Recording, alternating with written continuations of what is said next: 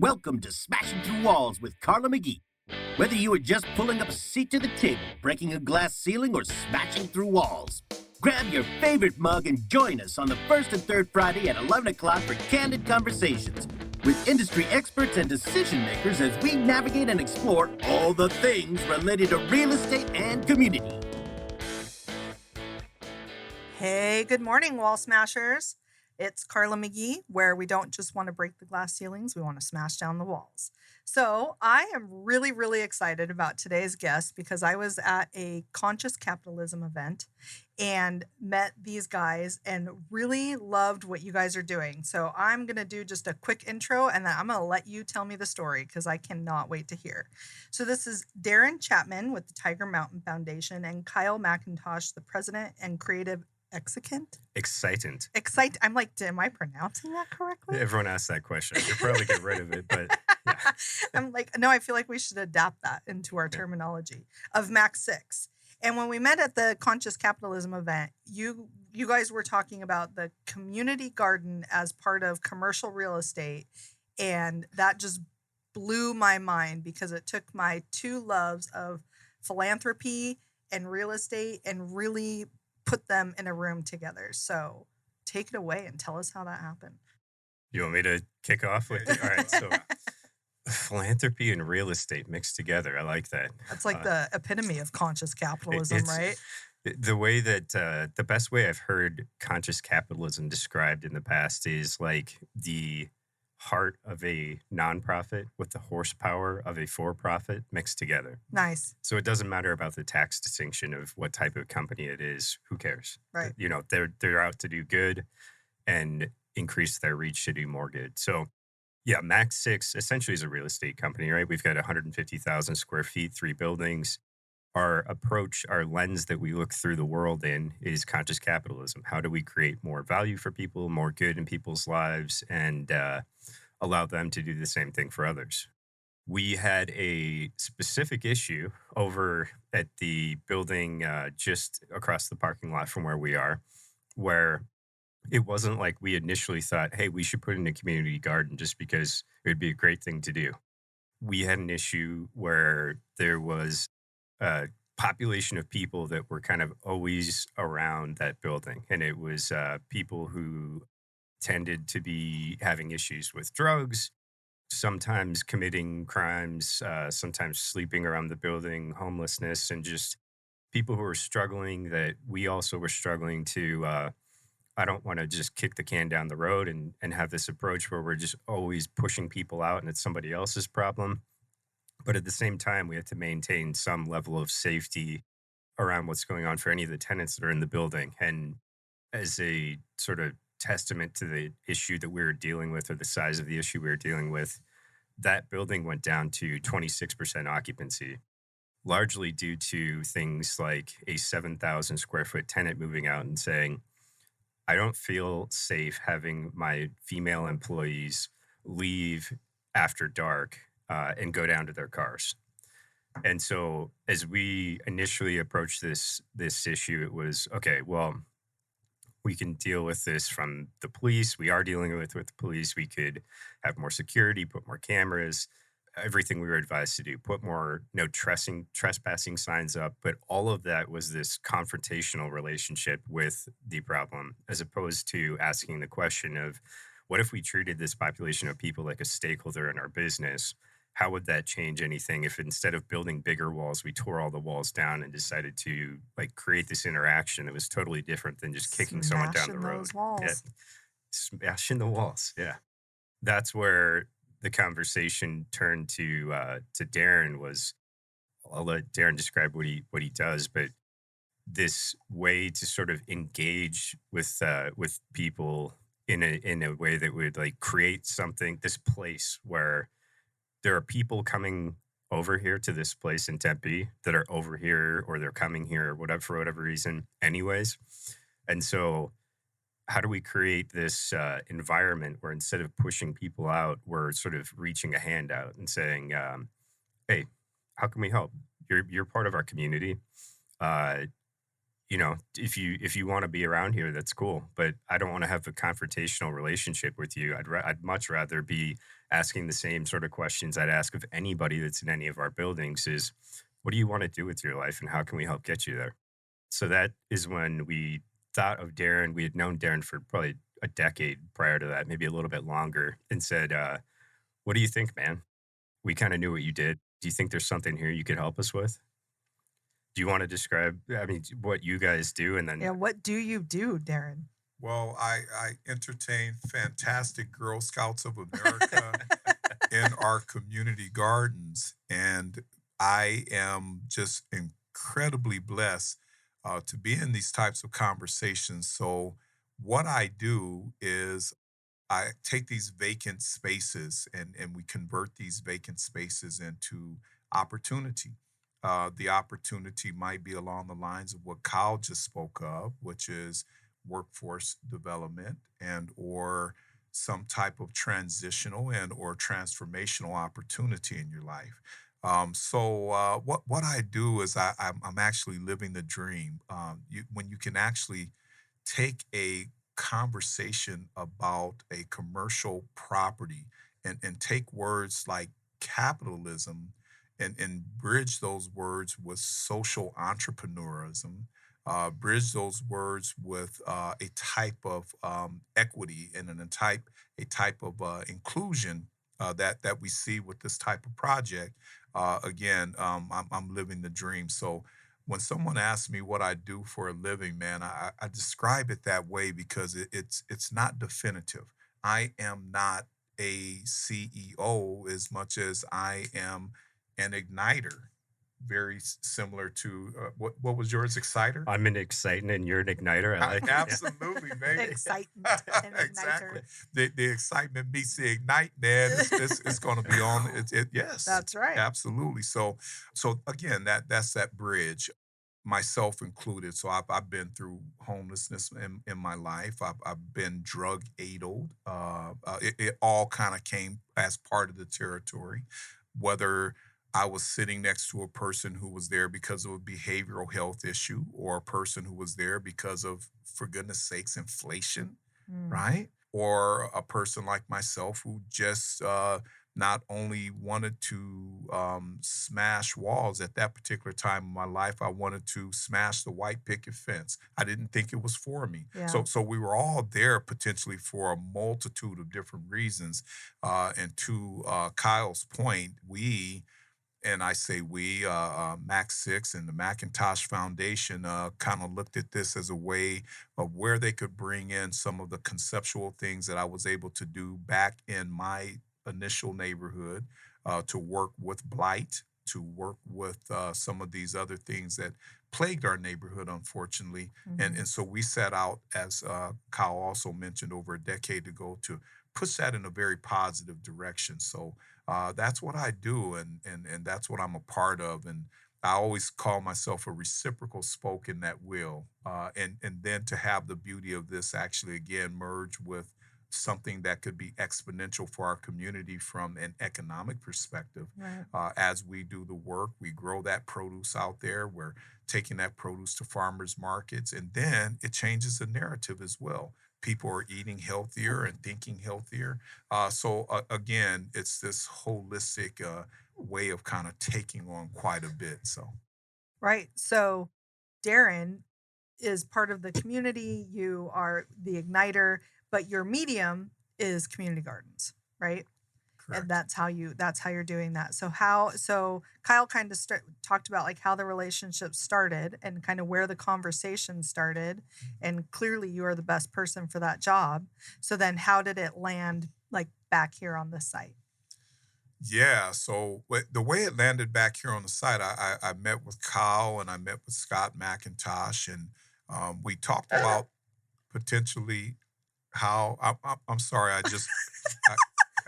I have a tendency to bark to make sure all y'all out there in podcast land are listening. Oh, they're listening. They're listening, all right. They'll be like, "What the heck was that What noise?" was that? Yeah, Barking spiders. yeah, without a doubt. So that's how it started. So I just having some conversations in regards to what Kyle had mentioned before. There was definitely a situation going on.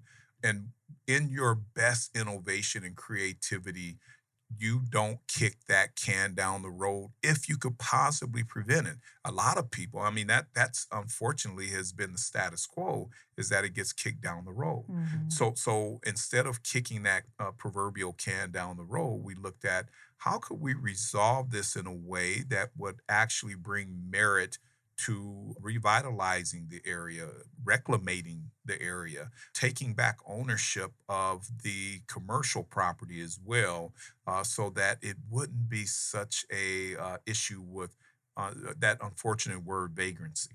Mhm. And so again, as we looked at this, we just didn't do it overnight. It's actually took some months. What some people might say, wow, it typically could even take years Mhm. to really see a definitive change, but it only took us months.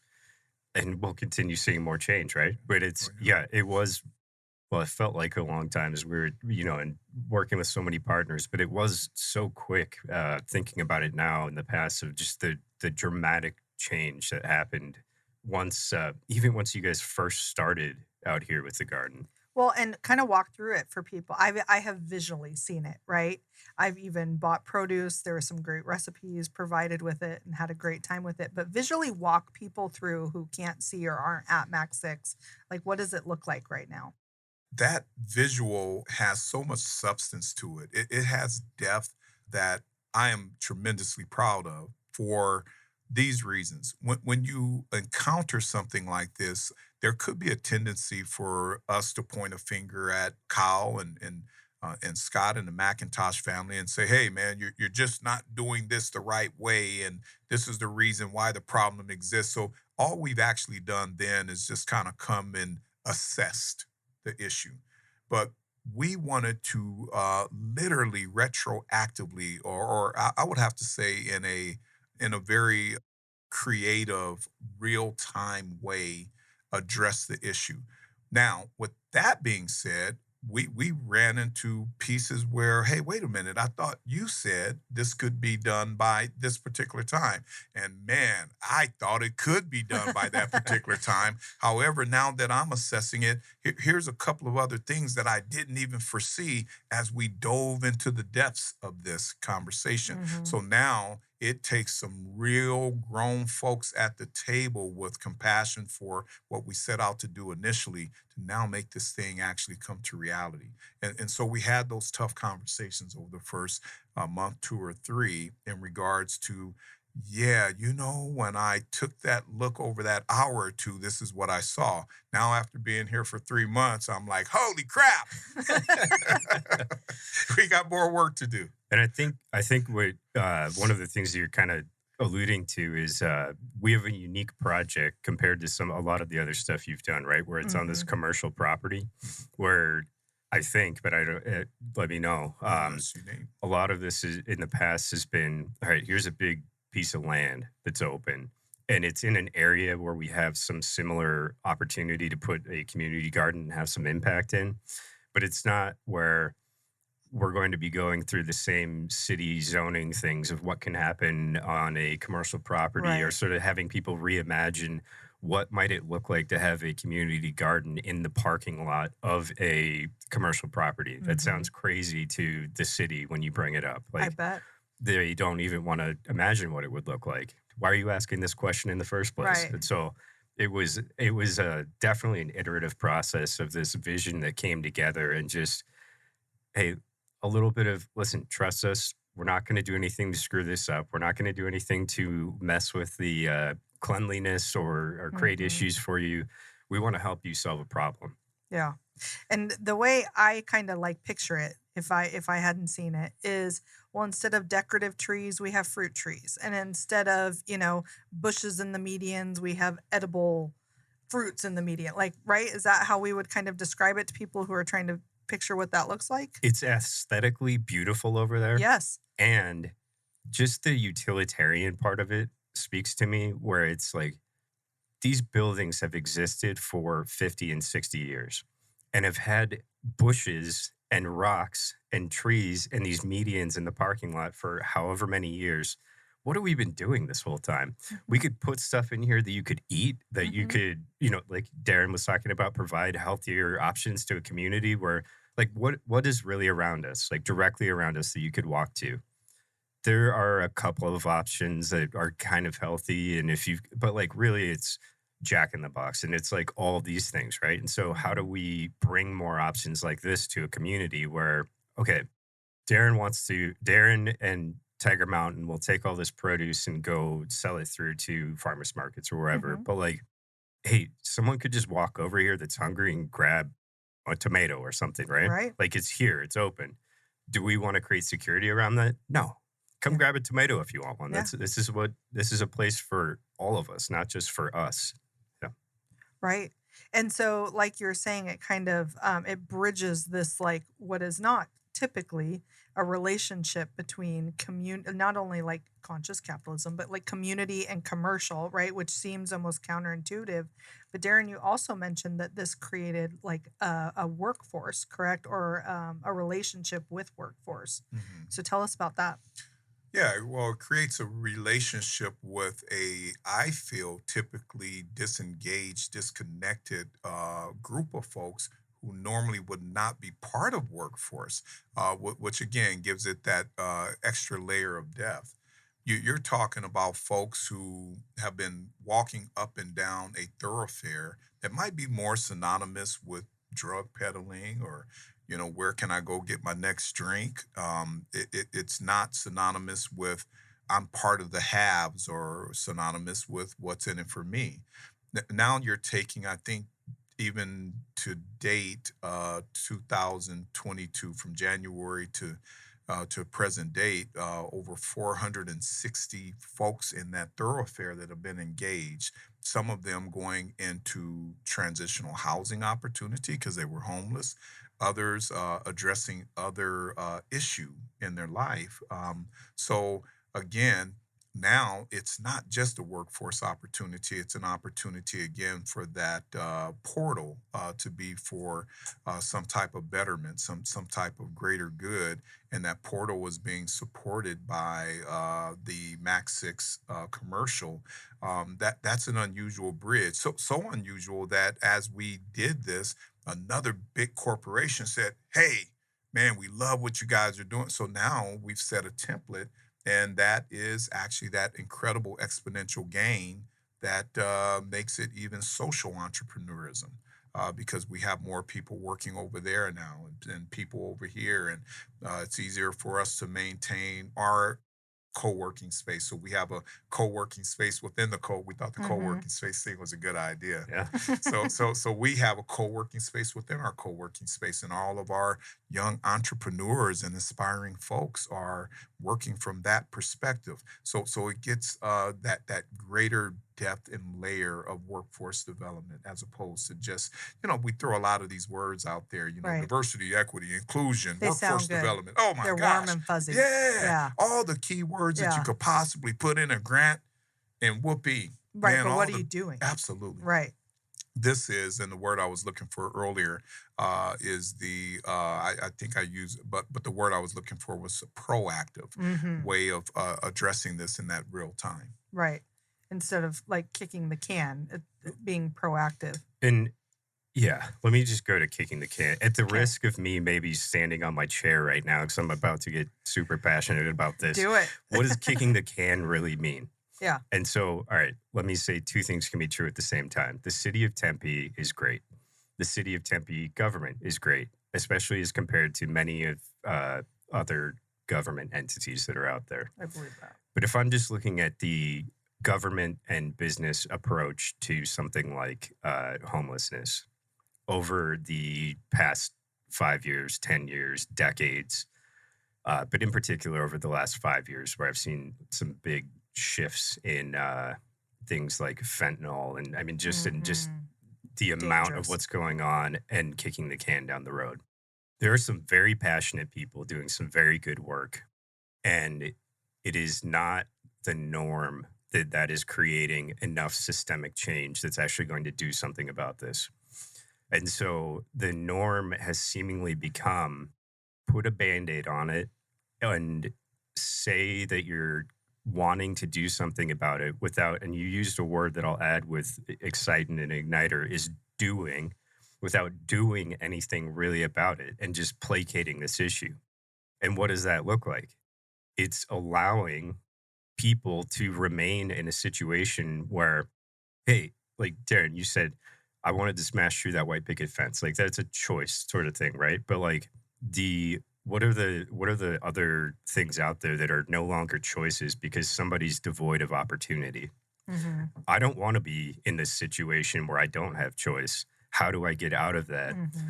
It doesn't mean that I'm just looking for somebody to help me with everything. But if I was giving that first step to a staircase to be able to climb up the rest of it on my own and actually do something about this, and maybe I'll like live in a yurt without a white picket fence and do my own thing, but at least I made the choice to do it and was Right. given an opportunity to get there. There's so much of that going on that if I'm where I was 2 years ago, what the hell am I supposed to do? What do we like? It's No daunting. one's telling us what to do. There's not a model out there for it. And not only are we losing dollars, like cash flow is suffering because of this, but I'm watching this, like these are human beings Mhm. that I'm watching suffer. That the same people are coming back and getting rearrested because they're sleeping somewhere because they need a place to sleep, because they need a place like because they know if they go 10 feet to the other side of the wall, they're going to get seen easier than on this side of it. It's so depressing to be in the middle of that and just see it and live with it and watch this general malaise of like it's an issue as opposed to that's a human being that has a name, that is a specific person that if I got to know them, they're not an issue, they're a person that I'd love to try and help. Well, and you kind of talk about that staircase, right?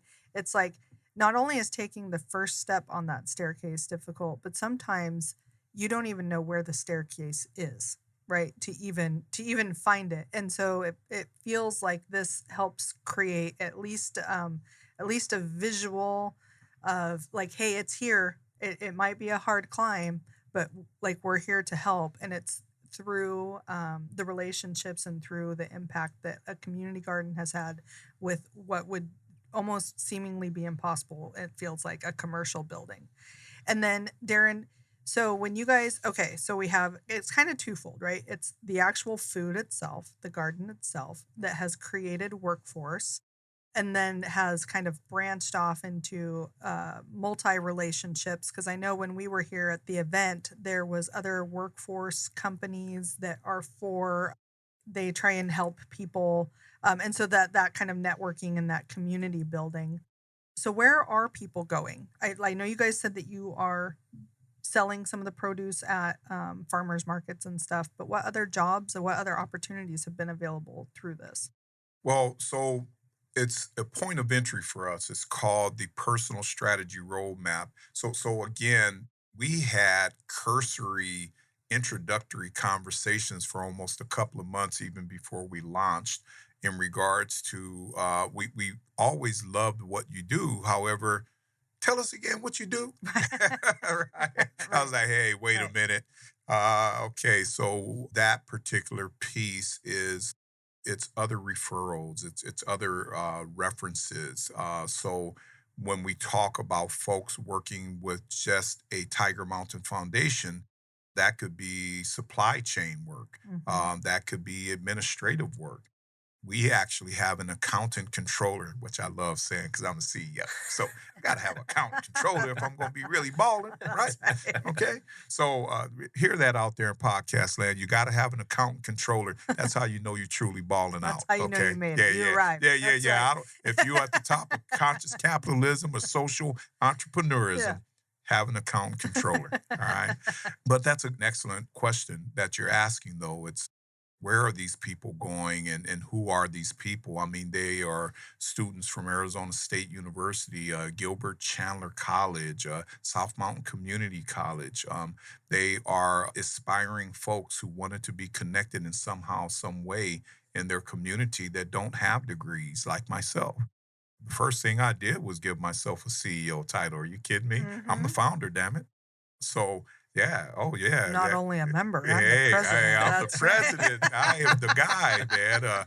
I heard King of England was taken, right? So I thought, Man, we're running out of titles over yeah, here. exactly, right. Czar of, something, Romania. Is there a Czar of Romania? I don't know. We could be the Czar of the South Side. Yeah. Yeah.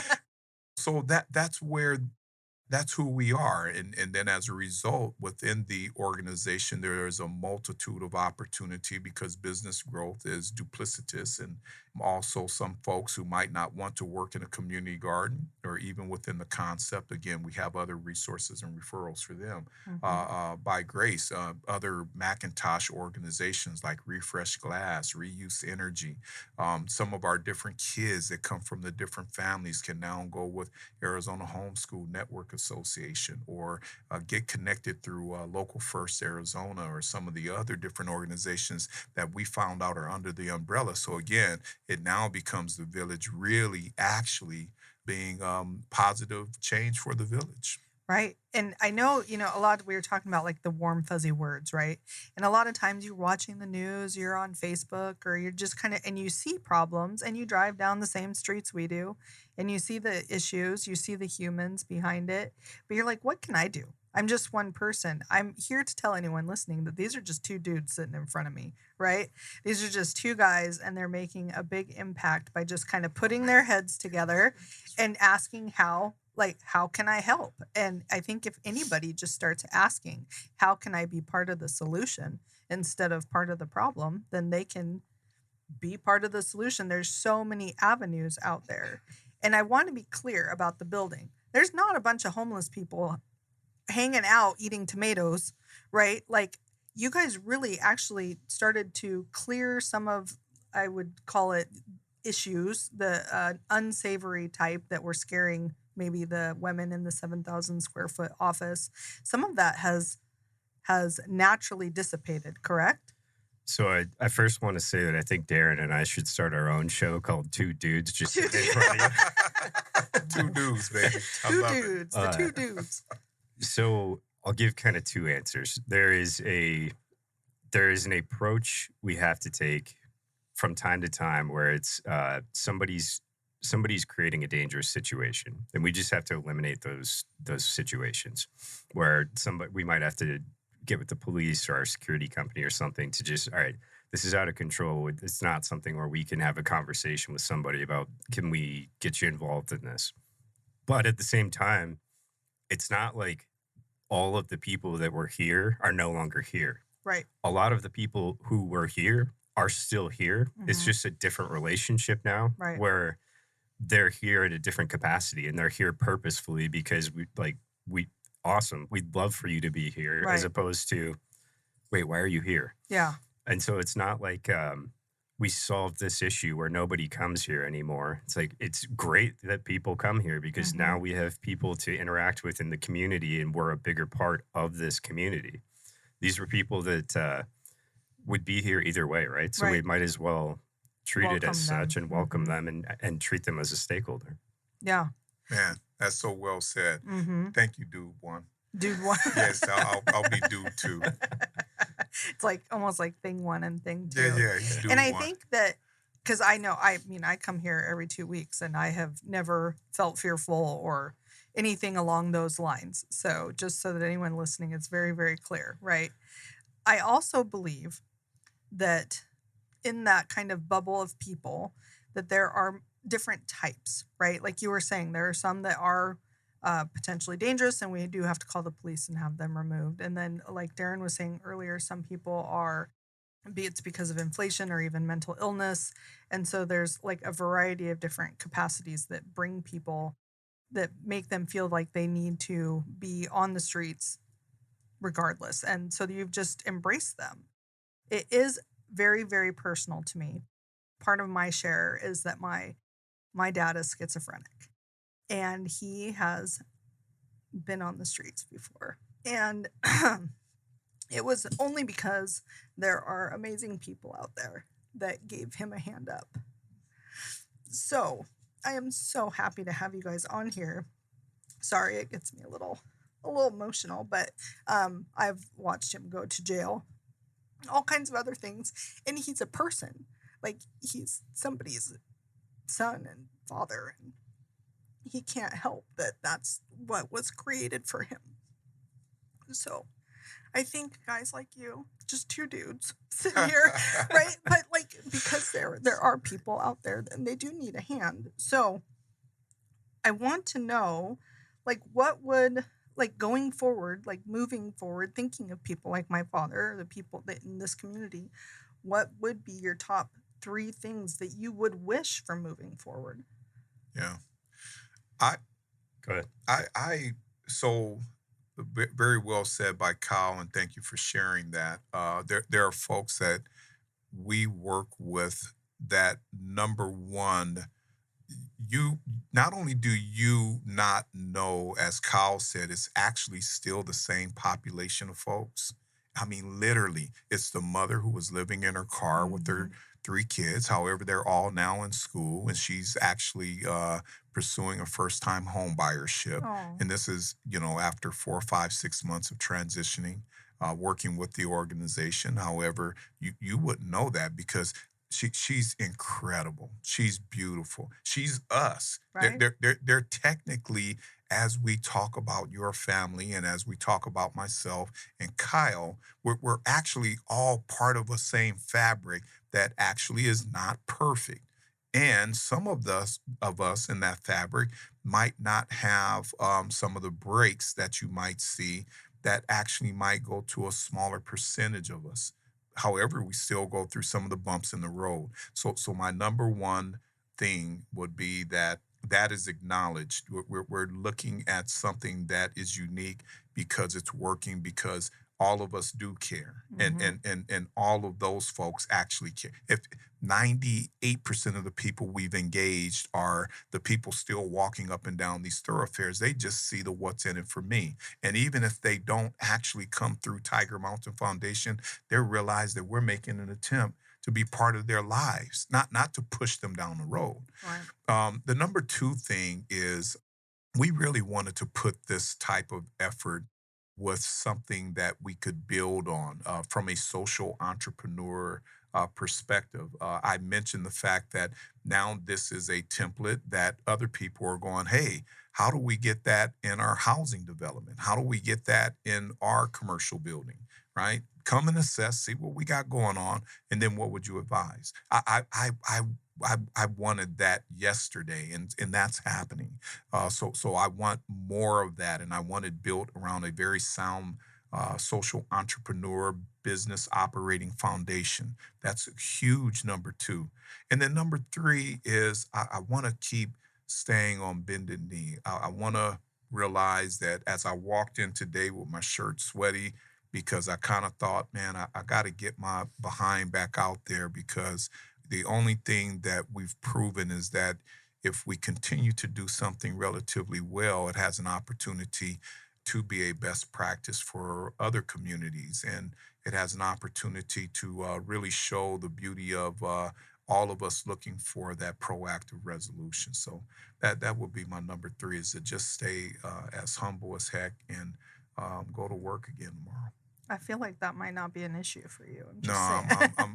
I'm Yeah. feeling it, man. Yeah. Because I am them and they are me, Yeah. and I am Kyle and he is me. So, Yeah. and the more we get that, the more.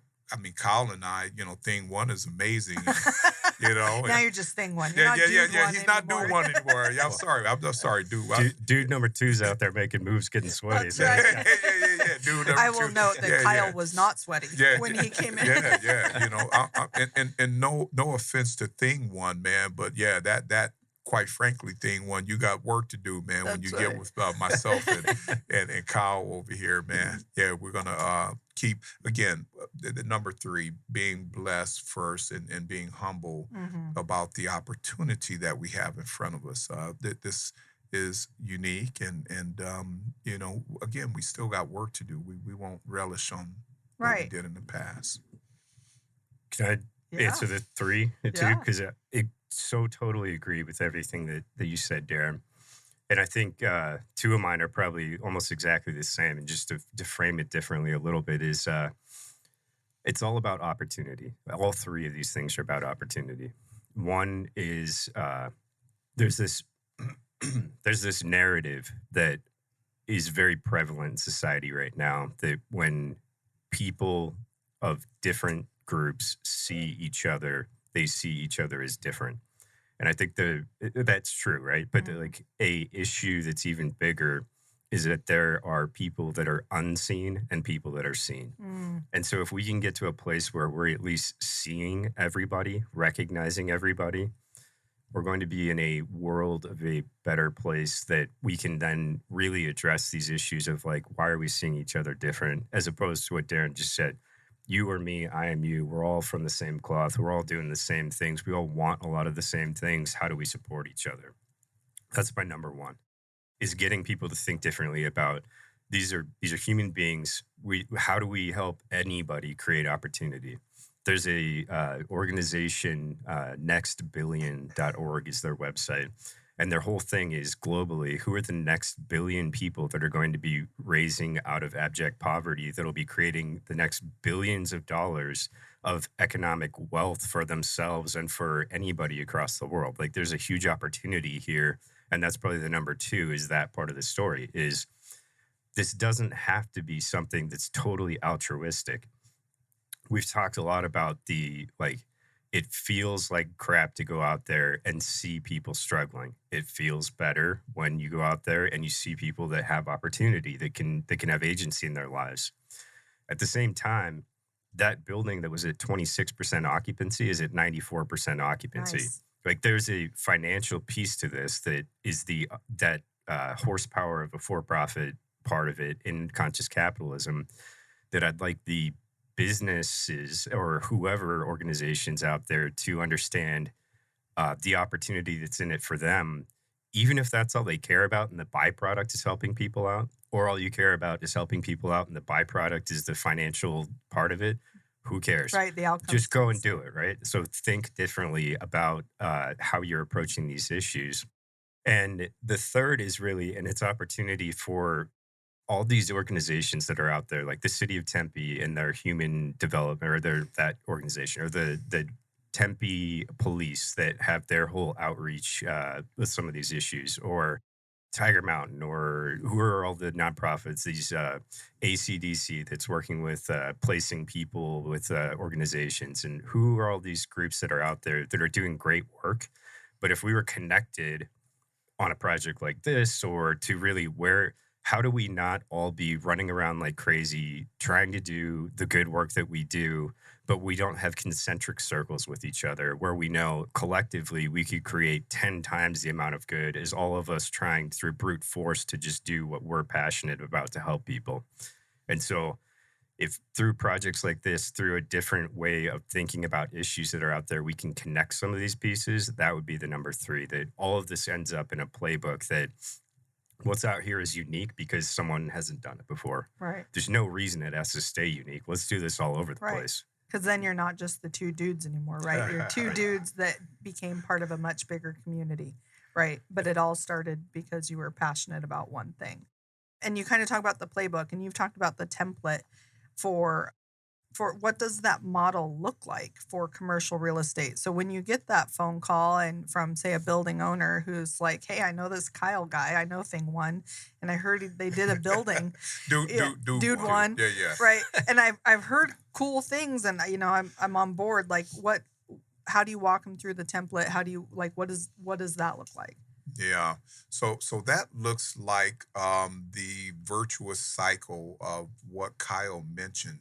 Not just the workforce opportunity, but all of those different people that are part of those layers, and some of those people who are going in other different directions as we address even their capacity to work, because not everyone's 40 hours a week. Some folks, maybe because of a learning disability or emotional hurdle, behavioral, might do 9, or maybe it's because they're a senior and they're more prone to maybe do 9 to 12 hours. So that virtuous cycle would be that workforce that actually leads back into that point of entry. And then that point of entry would actually lead to the full story of how the produce is actually healthier, the growth in vegetation is healthier produce, right? Mm-hmm. So now it becomes circular, and it becomes that cycle of these types of better conversations. So that's what the template looks like. The Mm. template looks like this incredible wheel that brings positivity. However, you can do it in incremental stages, but maybe you don't want to work. So, your personal strategy roadmap is a mentor that helps you with anger issues or helps Mm-hmm. you with other lifestyle issues, Mm-hmm. right? Because they could be mentors, educators, instructors within that point of entry. So, again, we'll keep doing the work, and one powers the other and one supports the other, but it will look like that cycle. That's what the template will look like to me. Hmm. I think too, there's things that are going to be different even if you went a mile down the road. Like Right. there's just different issues Unique. that Mm-hmm. unique to the specific place where you are. And there's a lot of similarities. Who are some of the main stakeholders that you're going to be working with? Let's just put some of them up on a whiteboard. Like, all right, if you're working with Tiger Mountain, that's one of them. If you as the property, that's one of them. The police, security, company, all the apartments, who's living around Mm-hmm. you, all right, let's just list all those out and think about how might they interact with each other and really be conscious of that so that it's not like this hope that it just put it there and it works out, but like how do we create this engagement between all these parties so that they're all working together?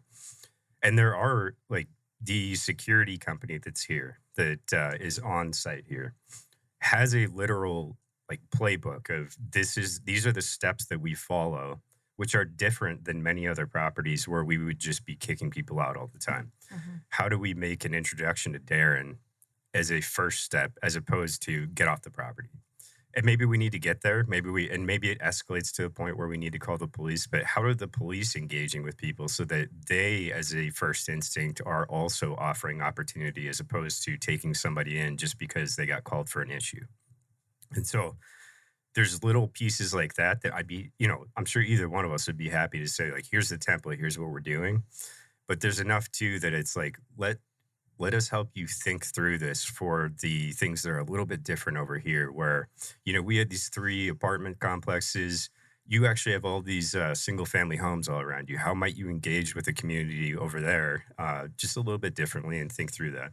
Yeah, no, that makes total sense. And so not only is the community environment different, and buildings are different, but then they're different types, right? Like this is a shared workspace. It's a very cool building. We'll go into that in a minute. But like I sell a lot of multifamily properties, and a lot of times one of the questions I get is how do I add value to my building, right? And as soon as I met you guys, one of the things I thought was you could have a community garden in the middle of your apartment building that would not only draw people to live there, therefore lowering your vacancy, but, also feel good, right? So it's like you can be doing this not only because it feels good and it's the right thing to do, but it can also increase your bottom line. So it's like one of the cool things I was thinking of as I was thinking of how could this apply to my own clients. Mm. Yeah. Right. See, those are some good ideas. There's a reason I live in a neighborhood that's diagonally across a intersection from Agritopia in Gilbert. Mhm. And there is a reason that the property values in Agritopia are double the cost per square foot than where I am diagonally, because they have put things in there like these gardens that people have access to and you feel like you're a part of your community. Yeah. I know. I just sold an office building over across from Agritopia.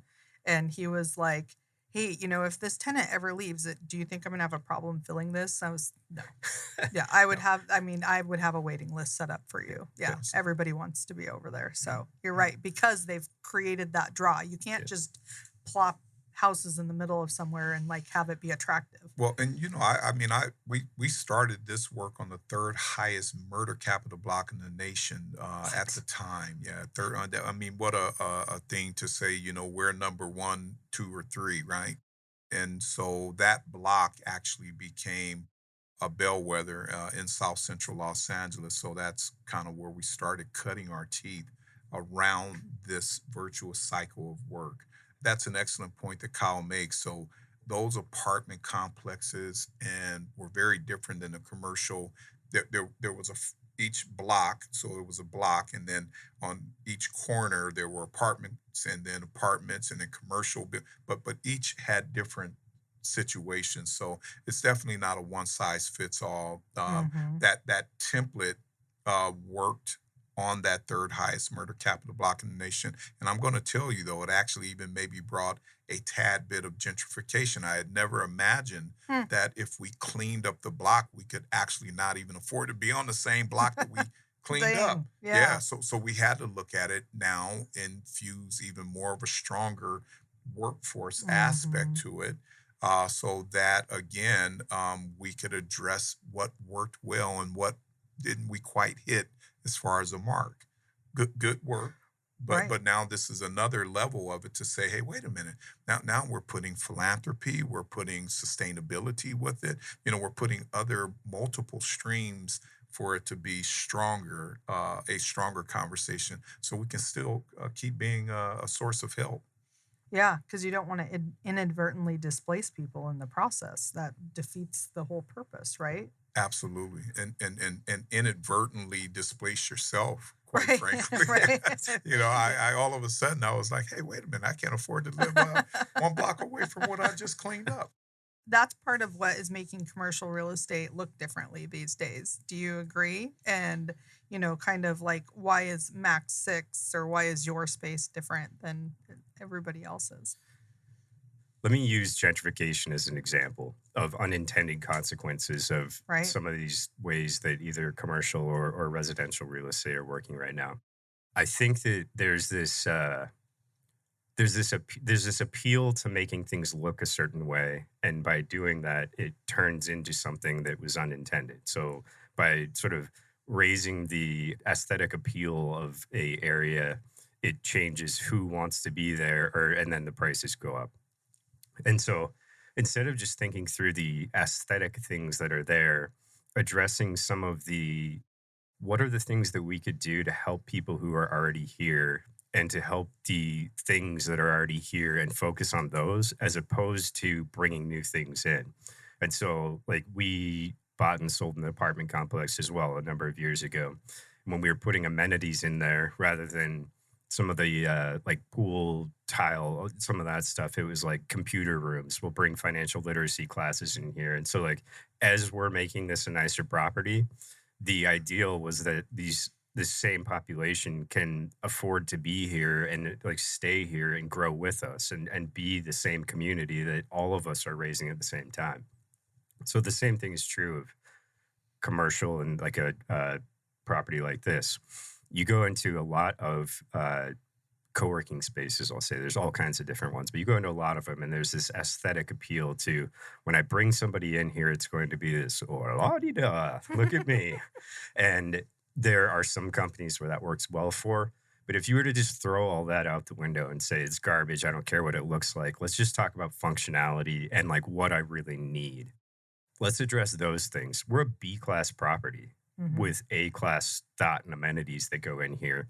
And so it's things like, all right, the red paint on the walls and the whiteboard paint and all that, it looks cool. But at the same time, it's much more about the people and creating systems and processes around how we connect all these companies that are here. That's the real value proposition of being here. It has nothing to do with the four walls you're in or if there's these cool lights or TV. Like, all right, this is pretty cool. But it's much cooler to have the five of us sitting around this table and get to learn from each other and having more of those experiences and more ways that we can engage with each other around here than another two lights that would maybe make it even cooler in here with the technology. And so there's lots of examples of that, but that has tended to be the approach with anything in here is how do we make more connection as opposed to how do we show up a certain way? And just when you walk in here, it is you're of a certain class or something. Right. Because anyone can hire an interior designer, make a cute building, throw it together, put some people in place that just put their earbuds in and put their head down and work, right? But to create a true co-working space, it's almost taking it to the next level and creating a place where we can all collaborate because none of us knew each other, or at least you guys may have. I didn't know you before before I started working here. So it's, that, and that's where some of that cross collaboration comes from. And now look what we can do together. And then I'll introduce you to who I know, and you'll introduce, and now we can better serve our community. We transactionally are a real estate company, right? But Right. I laugh all the time. They're like, we're not a real estate company. They call us a co-working space. We're a space. Where do you want your space? Where do you want your office space, your co-working space, your desk space? I think of us as a place where there's a community of communities where we can actually be a part of this larger community and be a place where I show up here and I know I can be connected to opportunity. If you're showing up in the parking lot, if you're showing up inside, if you're showing up, it doesn't matter. Here is a place in Tempe, in Arizona, where if you show up, you can be connected to opportunity. It doesn't matter if there's these buildings here or not. It's just a draw to get people to this place, right? That is what it is. I got to. So the part about if people don't know, and then now here we're talking about the full gambit of human beings that could even be in these conversations. If people don't know, then they won't be like myself, who has been behind bars before, who's been homeless before, and some other different things that I mentioned earlier. However, now I own a multitude of real estate acquisition. Good for you. Yeah, I mean, I'm so proud of that, Yeah, and several deeds and some media and technology stocks, and so I met these guys. It was over 10 years ago. I'm kind of getting gray. Me too, man. Hanging out with these with Dude One and Dude One got a pops. Yeah, we got to get him a cool name too. And so that's that law of exponentiality. However, as a young guy, I didn't know a whole bunch about that. So I had to glean things as I went along, and I'm sitting there looking, and these guys might not know it, but I'm actually gleaning how they're using process, right? And then now I'm taking that back to first-time home buyers, for goodness sakes, who were homeless like myself.